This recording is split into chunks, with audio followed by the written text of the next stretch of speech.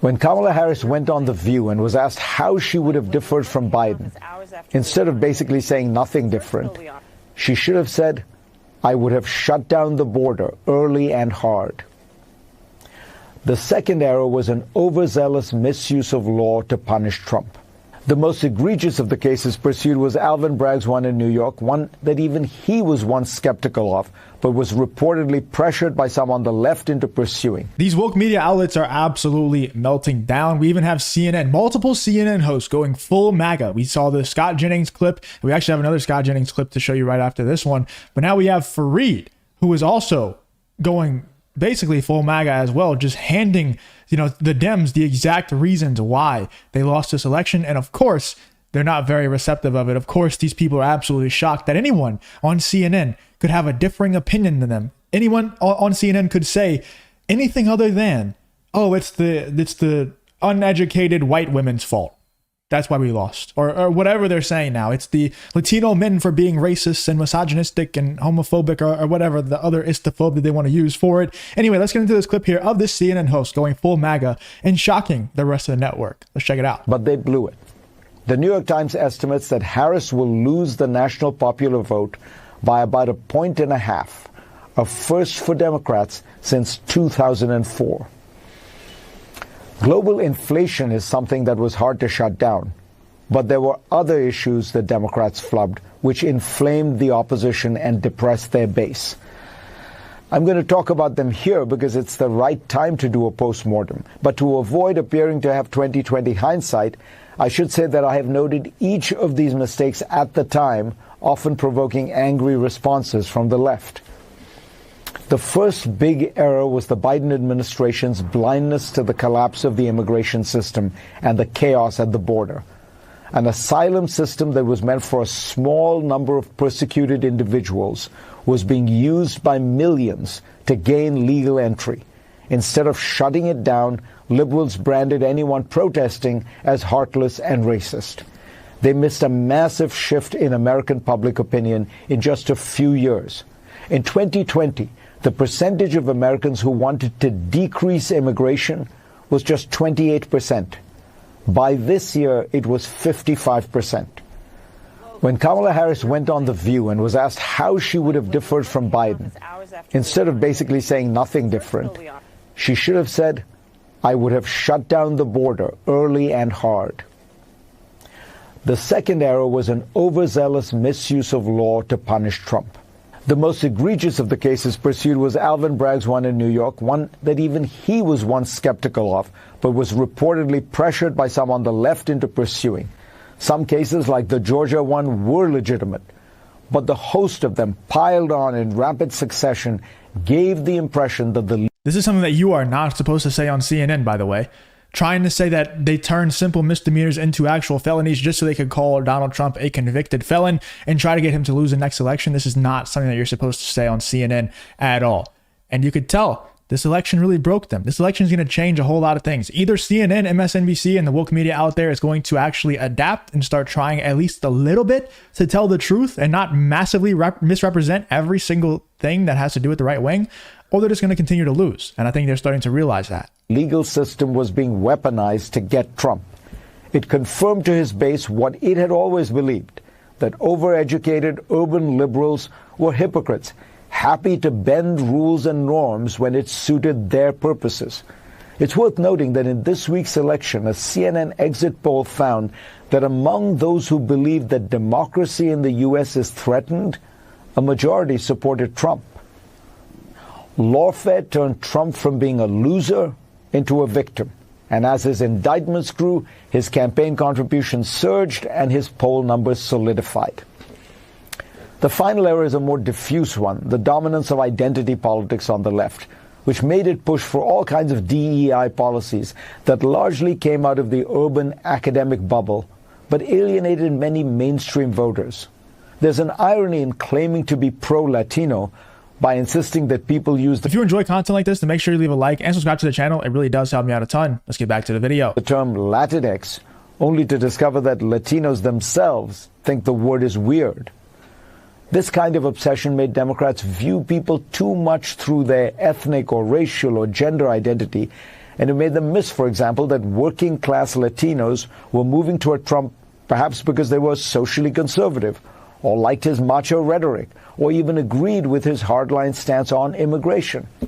One of Trump's most effective ads on trans issues had a tagline: Kamala is for they, them. President Trump is for you. The problem is much deeper than simply one about nouns and pronouns. The entire focus on identity has morphed into something deeply illiberal, judging people by the color of their skin rather than the content of their character. Similarly, university speech codes and cancel culture have become... And that, by the way, they've doubled and tripled and quadrupled down on CNN, MSNBC, all these woke media outlets.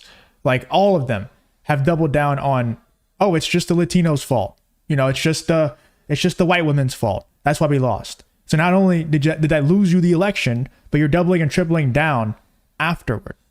You know, you're doubling and tripling down on the exact things that got you to lose the election. And there's going to be people like this that come out, like Fareed, like Scott Jennings, who come out and they challenge you. And now they have a choice to make. Do they fire these people and not let them have these opinions? Or do they actually adjust and try to win the next election? Hopefully, personally, I hope that they just fire these people and don't let them have these opinions. Don't let them change, because I want to win every single time. I don't think that's going to happen, though. Ways that the left censors or restricts that most cherished of liberal ideas, freedom of speech. One simple way to think about the lessons of this election is that liberals cannot achieve liberal goals, however virtuous, by illiberal means. And then we have Scott Jennings going on CNN and absolutely destroying them once again. This is not the first time he's done it. Probably won't be the last time. I've never seen somebody so cool, calm, and collected whenever you're in places like CNN that just throw at you a bunch of lies, a bunch of ad hominem attacks. And he just sits there and he's like smugly just smiling at them and basically just saying, it doesn't matter. All of these lies that you're telling me, all these lies that these names that you're calling me, it doesn't matter. We won. And I have all the facts on my side, and I have the popular vote on my side. I have everything on my side. You lost. Do you think Biden was a key factor in Trump's victory? Of course. I mean, he's had an under 40% approval rating since August of 2021. The American people have been very unhappy with him. But on top of that, what I find particularly troubling is that all these Democrats who are now looking back on Biden and, oh, he shouldn't have run, he shouldn't have done this. These are the same people who were all too happy to go on television every day and tell us that Joe Biden was sharp as a tack, everything was fine, he was up to everything. And we now know there's huge amount of evidence that he wasn't, that he really was diminished, that he really wasn't up to the job. And yet they were pushing that campaign forward anyway. They finally dumped him after the debate when they couldn't hide it anymore. To me, the reckoning here is, when did everybody know Joe Biden was diminished? Why did they lie for so long? And are we going to get a full accounting of that? So I don't think Democrats have anyone to blame here but themselves. Joe Biden's going to go down in history as a pretty terrible president, I believe. And on top of that, if you're a Democrat, you think about how he ran his campaign the first time. I'm running to restore the soul of the nation, to rid us of Trump and Trumpism. Today, Donald Trump is stronger than he's ever been, more popular, and his agenda is ascendant in our politics. It is a complete and total political failure. I mean, Van, that last part of what Scott just said is true. I mean, Trump did win and is more ascendant than he's ever been, even despite January 6th, despite all the stuff. Did you think I didn't hear it when Scott was saying it? Like, you just wanted this? Yes.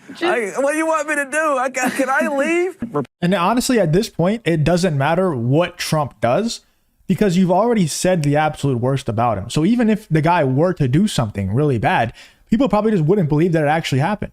It's a boy that cried wolf situation where now if CNN reports on something that Trump actually did that's bad, it wouldn't even matter. Nobody would even care. So all the lies definitely won't work anymore. You know, and it's really breaking people. They're lucky that Donald Trump can't run again afterwards, because he probably would just keep winning over and over again, because all the stuff that worked back in 2020 to get Donald Trump not elected, everybody realized they were all lies. They were all fabricated. And that's what's hurting Van Jones right now. That's what's breaking him to where he can't even speak straight. He can't even speak a complete sentence out of his mouth without stuttering and bumbling over his words, because he realizes they've lost, and all the lies that used to actually hold weight and do something, they don't matter anymore. They don't work at all. Republicans are kind of thankful for Biden and previously Barack Obama. I mean, it was Obama's presidency that gave us Trump the first time, and it's Joe Biden's presidency that made Donald Trump stronger than ever. So we just want to say thank you to Obama and to Biden. We just want to say thank you guys. You guys have delivered us, and we're going to have American patriotism and economic optimism again. And it goes right back to Obama Biden. So thank you guys. What do you want me to do? Can I leave? Stop making me feel I wouldn't be shocked if you did leave, if a lot of these people got fired or left their networks. Let me know in the comments what you guys think about this Scott Jennings appearance, and also about that other guy who absolutely went full MAGA and just destroying the Dems on why they lost. And a lot of them are not going to like it. They're not going to like hearing why they actually lost, but they need to hear it. And if they actually want to win the next election, they better make some changes. But I don't know. I don't know what's going to happen. Let me know in the comments. Do you guys think that the Dems will actually make some changes and try to win the next election? Or do you think it's going to just be more of the same old stuff, try to just make up lies about whatever Republican candidate comes out, and just continue to try to rinse and repeat the same things? Let me know in the comments what you guys think about this whole CNN and MSNBC and all these woke media meltdowns happening because of the Trump election win.